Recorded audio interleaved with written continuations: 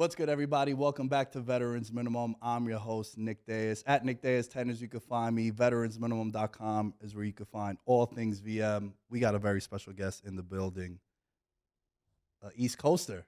East Coast. Let's get it, man. I didn't know that until we started chopping it up. Yeah, from Jersey. Gotta love the East Coasters out on the West Coast. There's always that connection when you meet someone out here from the East Coast. How long have you been out here? 3 years. In Vegas? Yeah, in Vegas. What brought you to Vegas?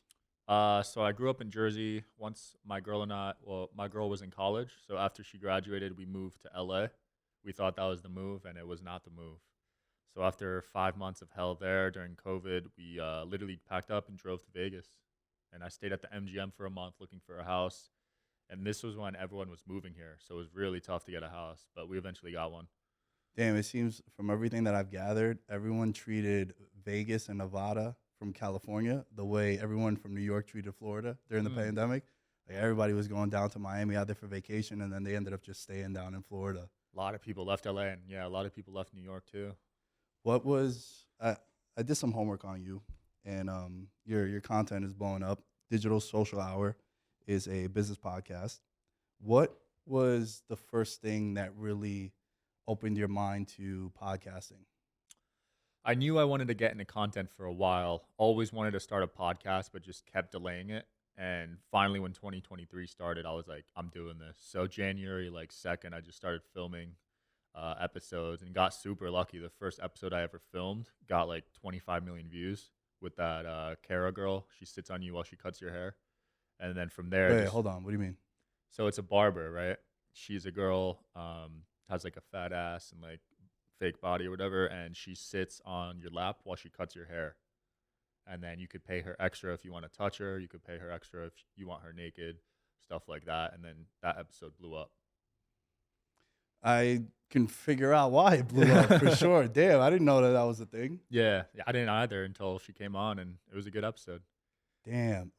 What took you so long to get into podcasting? Because I feel like people that are content creators like yourself and the entrepreneur space, eventually they always want to get into podcasting because it's just a whole different dynamic, a whole different way to touch base with your fan base. Were you delaying it because everybody sort of has a podcast nowadays? Was that something that was intimidating for you? There was a few reasons. So, I mean, I started one in 2018. It was a total flop. It was called Business All Stars. Back then, I didn't have the connections I had today, and I didn't know as much as I did. I was just starting out in my entrepreneurial journey. So I just interviewed, mid-level guys, and it never took off. Did like 10 to 13 episodes or so. And so that sort of threw me off for a while because that was in like 2018. So I just didn't have one until I felt like I was ready. And I felt like this year I was really ready between my connections, all the stuff I've learned in business and everything. How long have you been doing all the entrepreneur stuff, like with Jersey Champs? I find that name really interesting. Is there a play on you being from Jersey that you named it that? Yeah, it was that. Plus, I was selling sports jerseys, so a bit of both. But yeah, I've been doing entrepreneur stuff since I was literally a kid. I mean, I was born with it. Are you like a go-getter, you would say? Yeah. I never wanted to work for someone else. I always wanted to get it on my own because I saw my dad doing that when I grew up. He had an online business selling books, and I would go to book sales with him, and he'd be able to look at a book and tell if it was worth money. Like he was that skilled. Like antique books or just like no, all sorts of books. Yeah, sometimes the older ones were worth more, but he could just look at any book and see the author, read maybe the front and back page, and he would be able to determine if he could make money on it. Damn, dude, that's interesting because I got a lot of my hustler mentality and go-getter stuff from my pops, too. Yeah. My dad got a coffee truck in New York City, 49th and Park Avenue. It's been there like 30 years, dude. Breakfast sandwiches, coffees, donuts. And the moment you meet my pops, you can tell right away that he's not American. Born and raised in Greece. He got the accent, the whole nine. And I learned, like, what it means to make a dollar. Yeah. Like, being self-employed, it's dope because even, like, the entrepreneur stuff, like, it's dope, but people don't realize how much shit goes into it. Like you can't, like my family and I, we've never been on a family vacation. We just couldn't because my mom's a teacher, but my dad is self-employed, and it's dope because you have no overhead, right? Like you're the boss, you call all the shots, but also you can't just take 2 months off, go on vacation because then you're not gonna eat. Right. So how much of your pops would you credit to your success and like just starting early and opening up your mind to that kind of stuff? I mean, I'd say originally a lot because he was also not a believer in college. So while everyone was telling me to go to college, get a degree, and then work a job, he was like, instead of giving you this college, instead of paying for your college tuition, I'll just give you the money. I'll give you the 20K a year that Rutgers University costs. Go figure shit out. That was his mindset. So when I dropped out of college, he wasn't even upset, and he believed in me to just go and get it on my own. Damn, dude, polar opposites, your pops and my pops. Because my dad, so that area in Manhattan Midtown is very wealthy. So a lot of our customers are like 6, 7 figure customers that come up, and even like the elevator engineers make like 160,000 a year. And he was always like, you ask my dad what it means to be happy and successful, he just goes like this. He just points to the pockets. Like he's Mm, all about like the bottom line. So every customer we ever had all graduated, master's degrees, the whole nine. mm, So when I told him I was gonna drop out of college just to create content, and dude, this is 7 years ago. I've been doing this show in August. It'll be 8 years that I've been wow. doing Veterans Minimum. But I'm talking about like 6 months into doing it, dude. Haven't made no money because it takes you a while to monetize. Yeah.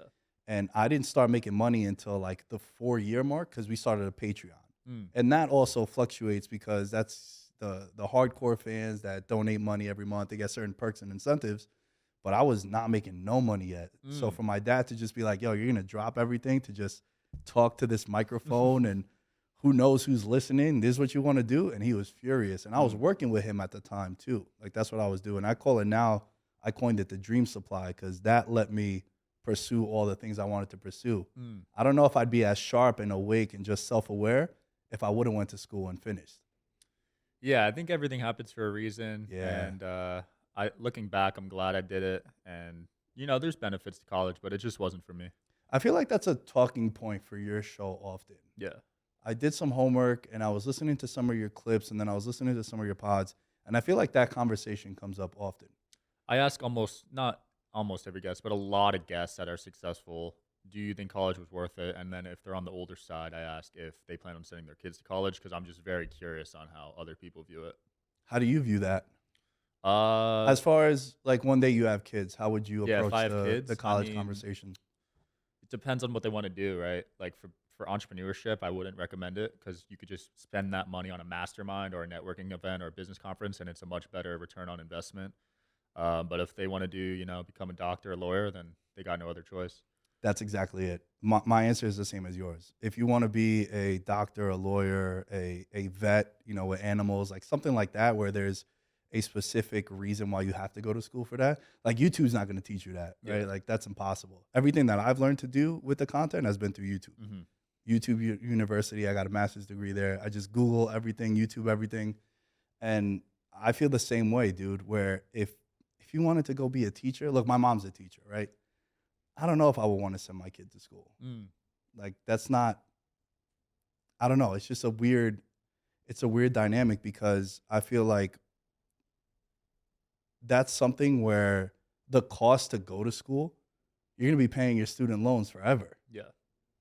So with the entrepreneur stuff, if they have that mindset, but I also feel like you have to be honest with yourself. You probably at some point in your life were saying that you could do all the stuff that you were doing. And then Yeah. you had like a track record to prove to people that you could. Yeah.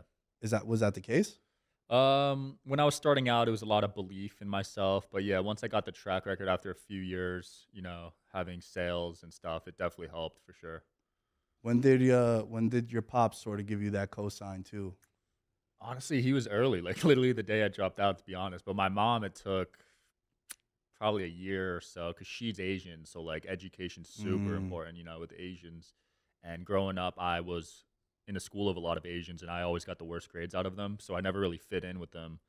But she was a huge believer in education, and that was a hard conversation we had to have multiple times.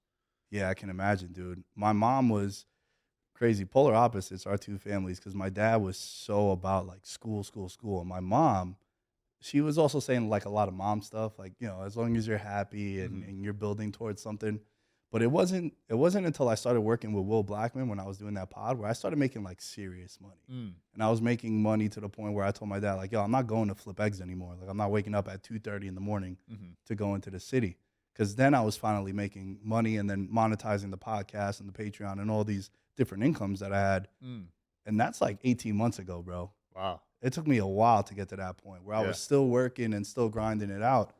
When did you figure out that this was going to be something you'd be able to do? Not the podcast, but just the entrepreneur stuff where you were making legit money. Because look, money to me has never really mattered.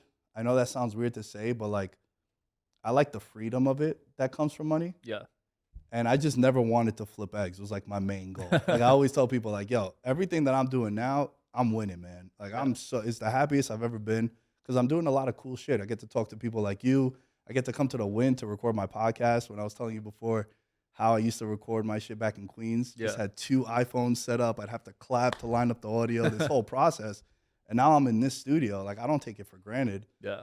So what I want to know from you is like, what was that moment like when you finally figured out that, man, this is like I made it, that I made it moment for you? Yeah, dude, it's tough. And a lot of entrepreneurs fail, which isn't really talked about at all. But for me, I'd say probably 3 years in. So Jersey Champs, I paid myself. I don't think I made anything the first year. And then from year 2 to 4, I paid myself $50K a year, which doesn't sound like a lot to a lot of people listening. But keep in mind, I was in college. So that's actually like a lot of money. And I wasn't paying rent because I was living with my mom still. So my expenses were super low. So that $50K went a long way for me. And just like you said about the freedom, that was more important to me than the money part. So I was able to travel to like Miami, travel the country, and just have fun at a young age and just get different perspectives on life. And yeah, like I could live off right now, I could probably live off 100K a year. So I don't need to be making crazy money. I'm finding that balance like you are as well. Dude, I just posted a clip about Grant Cardone. He was talking about like if you make 400K a year, you should I saw that one. Feel like a piece of shit. I'm like, dude, some people, man, they're a little delusional with the money. Because I'm with you, dude. Like, I don't think but it's also like what your expenses are and what kind of life you want to have. Like, if you want to be buying all these crazy cars and traveling as much as some people like to, then maybe you need to be making more. But I think it's to each their own, right? Like, it's what you want to make of it. Yeah, exactly. I'm not super materialistic. I mean, coming from the kid wearing this watch, but like, I just like a couple nice things and that's about it. Like, I don't have multiple cars, just got one car, you know? Yeah, but everyone got their thing, dude. Like I think I spend the most money on sneakers. Yeah. Like I got the Kobe's on now, the Grinch Kobe's, but like that's the only thing that I don't like jewelry. I've never been a fan of jewelry. I kind of resent jewelry. Why? Well, it's kind of embarrassing, but it's funner to say now. But I used to have to sell like a lot of jewelry to pay off gambling debts. Okay. And I realized how much value that they had and like the things people would do for like jewelry, where I started to resent it. And I was like, man, I never want to get to that point where I would have to sell something like that. And it was valued so much because it was like, you know, it was a bracelet that I had passed on to me. Okay. But I also owed my bookie thousands of dollars. It was like, oh, this is my only out. Yeah. And this is like in my mid-20s, dude. Like I'm 32 now, but I'm talking about like right when I got out of college, I thought I was the man. I was hitting all these bets. I always loved sports betting. Yeah. And it's so much easier to say now to have this conversation because I've turned that into like everything that I'm doing now. Right. But early on, I would say I was gambling. Now I bet. I feel like there's a difference between the two. Yeah, it's more calculated. It's more research. I'm not doing 20 leg parlays, shit like that. But dude, I used to deliver pizza.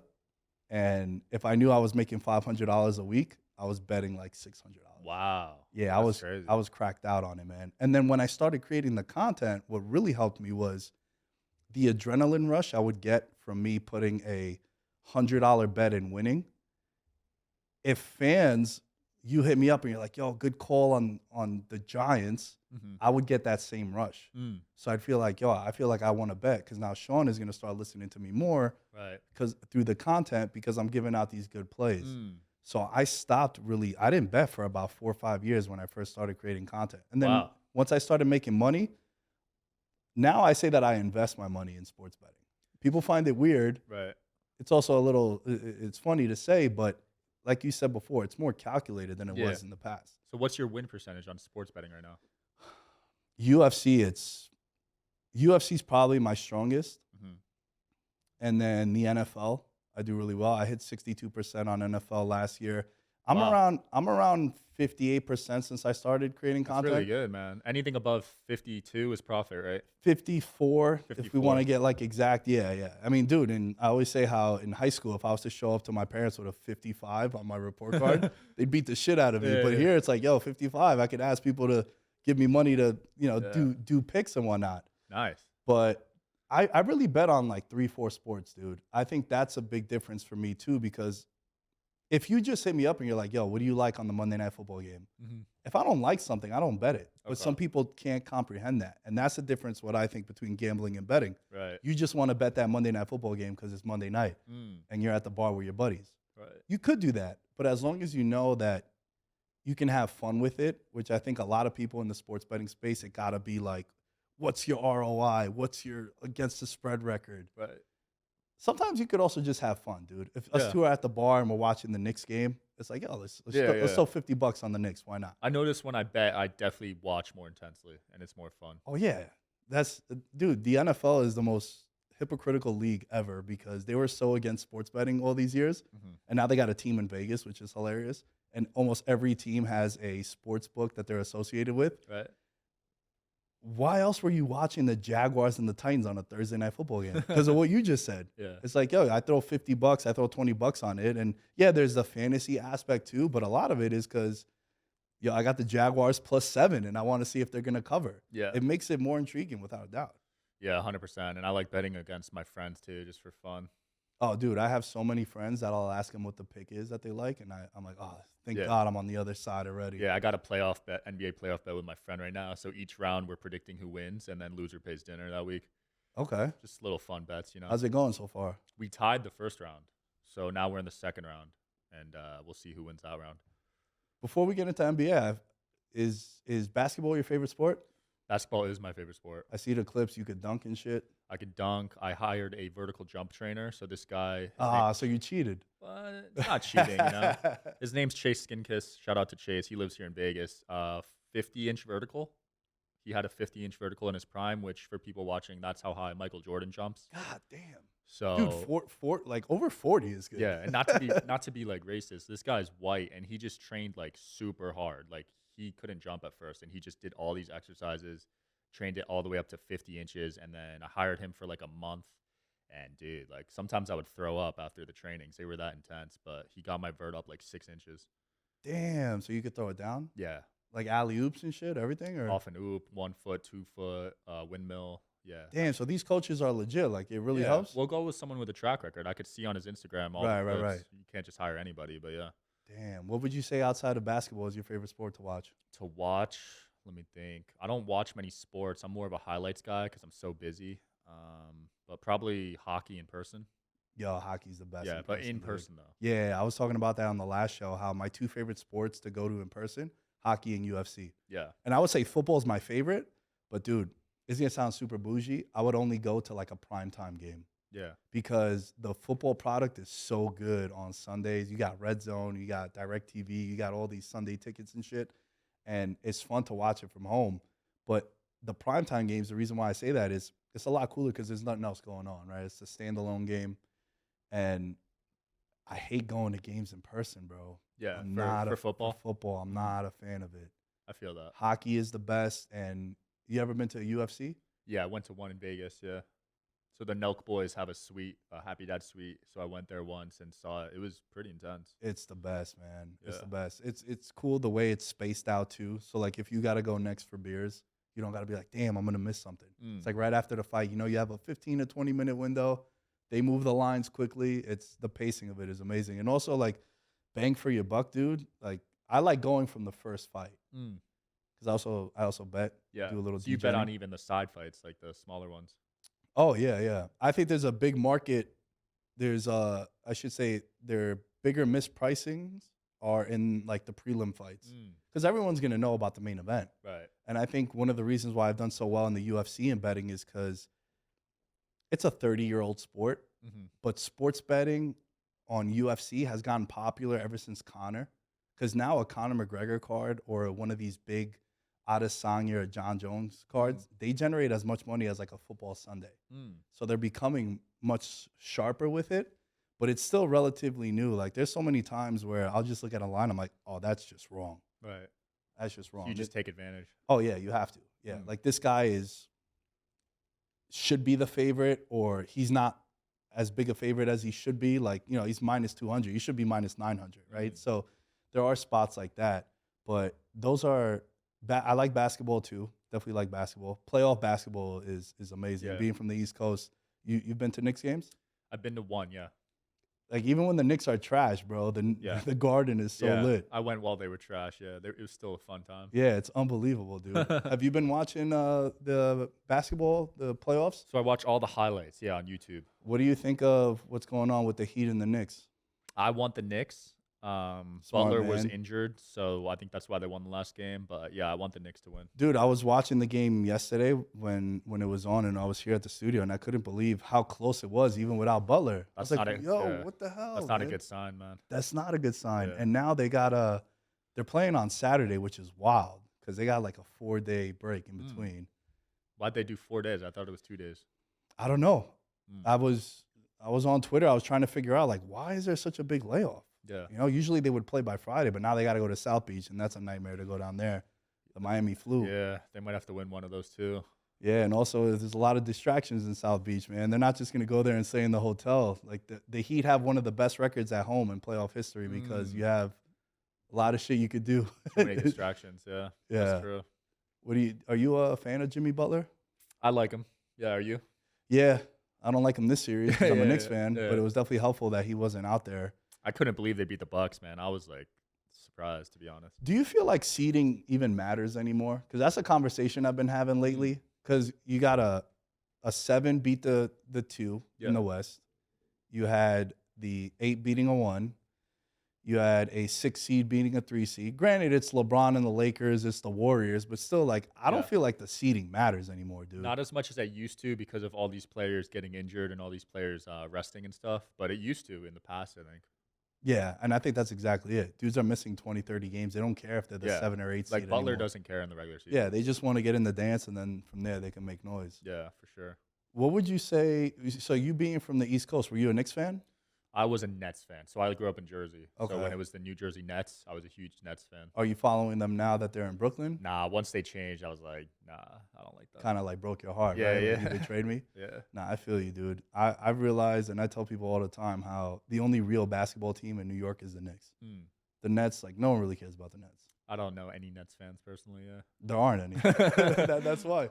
Every time the Nets have made the playoffs and they play like the Sixers or they play the Celtics, it's basically a home game for them. Yeah. Especially it's a couple hours away, they make it a home game.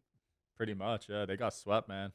Yeah, against Philly. And you looked at the crowd in game 3, you're like, holy shit, are they playing in Philly? It was the same thing that happened last year with the Celtics too. Yeah. Who you got winning it all this year for NBA? I mean, dude, I had the Bucks. If Giannis stayed healthy, they probably would have made it far. Yeah, but man, there was something about Miami, dude, and it sucks that the Knicks are playing them because I was talking about Miami back around the All-Star break. It's like, yo, look, just don't forget about the Heat. Like this time of year, there's something about that championship pedigree. Like the Heat culture thing is a real thing, even though people troll them. When they get in the playoffs, dude, something happens to them. From Spoelstra all the way down, they just elevate. And it's like it's their moment, and they feel comfortable in those scenarios. Yeah, you're right. They almost look better without Hero, too. I was surprised they adapted without him. They couldn't score, even when they had Hero. And then you lose him, who's like one of your best scorers, him and Butler. And you're like, how are they going to get these points? And then they just get contributions from like Vincent and Strauss and all these dudes. Bam. And even, they should have beat the Knicks in game 2, dude. Because there was a call there. It was like a 4 or 5 point swing that went against them. And as a Knicks fan, I'm watching. I'm like, damn, how are they struggling without Butler, dude? Yeah, Kevin Love's been looking good, too. Kevin Love's another one. Come play out. Like, they got him for free. Yeah, that was a good trade. It was unbelievable, man. Who do you got winning it? I mean, I'm a LeBron fan, so. So I bet the Lakers right before the playoffs started at 15-1 to win it. And now they're the 3rd favorent. Wow, they're looking good, man. Yeah. Yeah, they're looking solid. They just got to stay healthy, bro. If they stay healthy and AD keeps playing like this, jeez, it's going to be hard to stop. They have this matchup with the Warriors, and the Lakers won game 1 yesterday. What's crazy is they have nothing to stop Curry and Clay from going crazy. But then on the flip side, they got nothing to stop AD with. Yeah, you saw the spread. They made like 20 or 16 threes or something, and the Lakers made 6, but the paint points were insane, and AD had 30 points, 23 rebounds. Yeah, he's unbelievable, dude. But the knock on him is that he's Gets, always just one possession shaking off his hand, and then he's out. If he gets injured, they're done. I mean, dude, when they were playing Memphis, there was a loose ball, and he dove into the crowd, and they're up 30. I'm like, yo, what are you doing, bro? You're up 30. Yeah, dude. Even if they were down 3. I'm like, yo, AD, you're not diving into the crowd for a loose ball. You're too fragile and you're too valuable for us. Yeah. You're way more valuable than you are fragile to us. It's like, yo, come on, man. A little self-awareness. Yeah, I do like their team. I mean, they got the pieces now too. Yeah, the moves that they made at the deadline really leveled them up. And bro, you could have gotten them at like 50-1 at that point. Yeah, I mean, they were 2-10 to start the season. Yeah, and then even when they made all those moves, because everything looks good on paper, you got to see how things play out. Yeah. How do you feel about Steph Curry as a player? Because I got a strong take about Curry. Yeah, you don't like him? Nah, I think he's the most influential basketball player of all time. In terms of changing the game? Yeah. Yeah, I mean, that's definitely can't really argue that. I mean, every kid's shooting deep threes now when you go to the gym. Bro, everybody now. And I feel like it's more relatable than like a guy like LeBron or MJ with the dunking and stuff. Because, like, dude, I'm 5'10". I ain't windmilling on anyone. Yeah. Unless I go to your coach and then he puts me on as some. Can you dunk? Nah. I never was a good jumper. I could hoop though. Okay. I got a D1 jump shot from the elbow. Okay. So Chris Paul? Yeah. Okay. Yeah, facilitator. That's kind of my game. Cool. Every team needs a facilitator. You got it. You got to have that token white dude that just pulls up and hits jump shots. Yeah.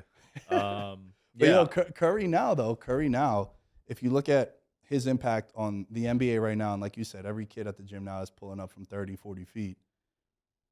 It's more relatable, even though he's like 6'3", right? He's just always had like little guy syndrome from the public. People are like, oh, he's tiny. It's like, bro, he's like 6'3". Yeah. Right. But he doesn't have that intimidating build like some of the other guys. And he's a shooter. It's something that everyone does. And his impact, I think, is going to last generations to come. I mean, you're seeing it now already. Yeah. Because I feel like it's more relatable that you could go out there and, hypothetically speaking, I could go out and I could become a better shooter. Yeah. I can't become 6'8". So I feel like Curry's the most influential player of all time.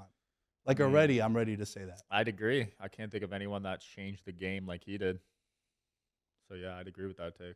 The 3-point shot now, you just look at a box score like you mentioned before. That's what was crazy about the Lakers winning that game yesterday, because they got dominated by threes. Yeah. And bro, if you just, like you said before, how you're super busy. If you just look up the box score, you just go down to that bottom line where it's like the 3-pointers made, you can tell who won the game immediately. Yeah. And it's a gift and a curse, because if your team is down 15 at half, 10, 20 years ago, it was like, it's a wrap. Like, I got to watch something else. Yeah. But now it's like, yo, one 14-0 run, we're back to one possession. And that's because of the 3-point shot. And that's the scary thing about the Warriors, because they're the one team where if you're up 20, it's like you're not even guaranteed to win, you know? They could just go on a run like that. You mentioned Chris Paul before, just like my player comp. A way slower Chris Paul is what my player comp will be. Suns are down 2-0. Yeah. Do you think them getting Durant was a mistake? I mean, it's hard to tell. It's only been 12 games, so it's hard to tell. But they got no bench. I mean, their bench had 4 points in the first game. I didn't see how much the bench had in the second game, but you need that in the playoffs. So I think that's their main problem. They lost all the depth when they got Durant, and that's what happens when you get a guy like that. It's like, yo, I got to give up all these pieces, because that's the only way that you acquire a big name like that. Yeah. The other team's not just going to give you him for nothing. It's like, yo, I need first-round picks. I need all these guys, too. They gave up some good pieces, too. Yeah, I mean, guys that were a big key to their success the last couple of years, going to the finals, Cam Johnson, Bridges. Like, dude, it's crazy with Bridges. He's become such a case study on this show where there's so many dudes in the NBA that I feel like can go and get 30 if they're given the opportunity. Right, and he's almost averaging what KD is, just that one player alone. So it's pretty crazy. And he's way better defensively too. Like, Bridges he's an all-star. Now that he has a team around him that is like, yo, here are your 20 shots a game, not your 6 shots like you were getting in Phoenix, because you had Booker and you had Paul and you had Ayton, the big guy. Yeah. it's a different dynamic, dude. Yeah, I agree. There's a lot of guys like that. Like Malik Monk had a great year. There's a few guys where you put them on the right team and they could get 20, 30. For sure. Right situation, right team, and right opportunity, right? Like Yeah. all those things got to combine. Do you feel like the Nuggets have been disrespected all year? Oh, easily. No one's even putting them to win the championship, and they're looking amazing. I'm not. I'm saying whoever wins Lakers Warriors is going to the And most finals. most people are, but yeah, they've been disrespected. I think, right? Yeah. Are you a fan of the kind of basketball that they play with Jokic? Yeah, I love Jokic's game. Yeah, he didn't win MVP, but he's still an amazing player. Isn't it wild that they were holding him winning MVPs the years prior against them for this year? That's the only reason he didn't win it. That's so dumb, though. Yeah, I Wouldn't mean, you? I'd have to look at the stats and compare him to Jokic, but But the conversation always pops up whenever there's a player that just won MVP. If he has as good of a year the next year or an even better year, it's like, nah, we can't give it to him because he Yeah. won it last year. yeah, it's not enough. They gotta do something crazy the next year. Yeah, I agree. That makes no sense, though. It doesn't. I mean, Braun should have had a few more than he did. Yeah. Yeah. Braun is always the one where you look at it, you're like, yo, he's been the best player in the league for 15 years, but he has what, 4 MVPs? Yeah, But he got the finals, though, so it makes up for it there. yeah. The last series I want to touch on is the Sixers. Mm-hmm. Dude, James Harden Mm, pulled the clock back. he did. That was Houston, James Harden. He's a polarizing player. How do you feel about Harden? I don't really like iso ball. Like I wasn't a fan of Carmelo, even though a lot of Knicks players. Damn, bro, that hurts. Come Well, on. Melo is the only one that wanted to come to New York, so he'll always have a soft spot for Yeah. everybody. Even though we gutted the team to get him, like how the Suns did with Durant. Yeah, it's just iso ball. I'm not a fan of it as a center, so maybe I'm biased. But I like moving the ball around, finding an open three, getting the ball in the paint, off a give and go. I don't like iso ball. So you probably love the Spurs, Yeah, back in the day, yeah. Kawhi, and I love the Duncan and- Warriors how they Yeah, play with all yeah. the screens. Word. They're a good one too. Sixers stole game one because Harden pulled the clock back, like we mentioned. What do you make of Boston? Do you think that they could still come back in I this think- series? Yeah, they just got cocky. They thought they were going to win by 20 without Embiid. I think they'll be fine. What do you Yeah. think? Yeah, they came out like super hot in the sense of like the way they were carrying themselves and they were talking back and forth to the Sixers. And dude, the line moved crazy too. They were like an 11-point underdog, Really? the Sixers. Yeah, and they won outright. Wow. And Did you bet on that game? No, I didn't bet on that one. That one was once Embiid got ruled out, I was like, it's too funky. And then everyone's like, oh, hammer the Celtics, hammer the Celtics. I'm like, man, I don't know, dude. Yeah. I think but Harden is he's hot and cold. Like he had 45 in game one. It wouldn't surprise me if he goes like 4 for 22 Easily. in the next one. Because that's like him and Paul George have the same careers in the playoffs. They have that one monster game and then they have 3 duds. You're like, dude, how are you all NBA? And then you go 4 for 13 from 3. Like what? Yeah. It doesn't make any sense. And he holds his team back. But Yeah, it's hard to be consistent. I mean, yeah, Curry and LeBron are, but it's hard to think of players that can constantly give you 30 in the playoffs. yeah, them two, I was beating myself up for the game on Sunday because his point total was 29.5, Curry. Mm. I'm like, dude, every time this guy is asked to show up and deliver, he does. Yeah. His whole career. And then he has 50. Yeah. Most He points ever. averages 29.5 in the playoffs? No. His like to bet on his total was 29.5. And I was looking at it, I was like, dude, every time they've had their backs against the wall in his career, Yeah. he puts up 35, 40 points. Yeah. I'm not surprised. He's just it's unguardable because he can already do that, but with them setting those screens on top of it, you get an inch of separation, he's shooting it. Yeah, and he don't need perfect form. He don't need none of that. He Yeah. could be fading away, 40-footers. He's the only guy that pulls up from 45 feet, and you're like, oh, that's a good shot. Yeah. Everyone else, you're like, yo, what the hell are you doing? Why are you doing that? I saw Poole get a ton of hate on that last minute shot. It's hard because he sees it all the time, so he's probably saying to himself, like, yo, I'm the third Splash Brother. I can make that happen, too. Yeah. If he made it, people would have been like, that was a great shot. I mean, how many times are you watching the game where you're like, no, yes, let's Yeah, go. Dude, for the Knicks sure. had so many guys. Like, J.R. Smith was the king of that. Yeah. Oh, man. So who would you say to wrap up this conversation, man? And thank you for your time. Thank you for coming in. If you had to pick a finals right now, what would you pick? Right now, so we're in the second round right now. I'm going to go Lakers and Celtics. What about you? That's a tough one to disagree with. Dude, that'd be dope because of the legacy of them Yeah. two going up against each other. Yeah. Oof. Celtics would be back-to-back in the finals. LeBron would be going for number 5. Mm-hmm.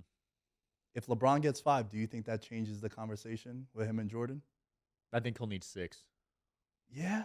Yeah, what do you think? You're a Jordan guy? I like both. Okay. Yeah, but right now Jordan's got the edge for sure, I think.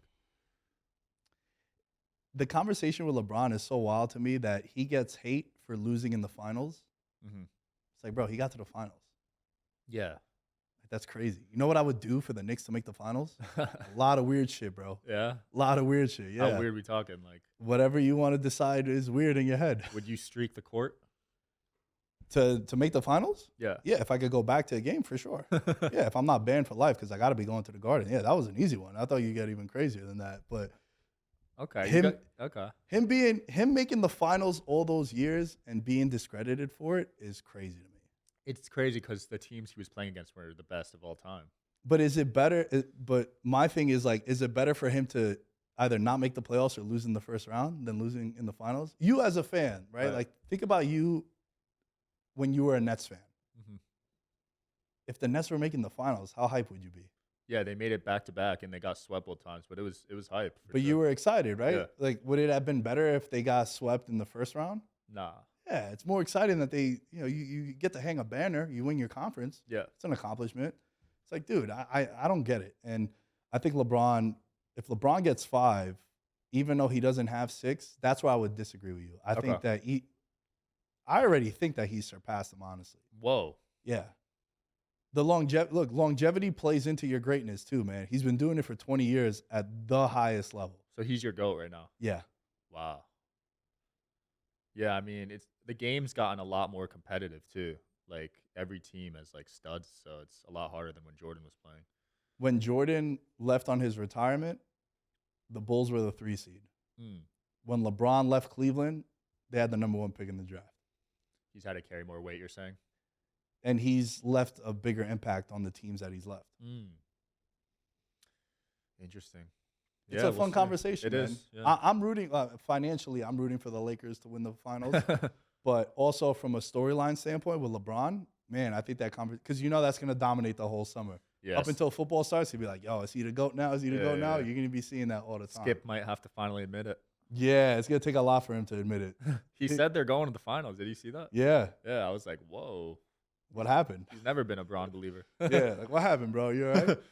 Dude, this was fun, man. I appreciate your time. Thanks for coming on. Tell the people where they could find your show and your social media. Absolutely. Instagram's Sean Mike Kelly. Show is called Digital Social Hour. It's on all the major streams. Patreon.com/Veterans Minimum is where you can find all things VM, and we will catch you guys next time on the show. All right, cool. Yeah, do the ISO so it's easier for me to edit. There we go.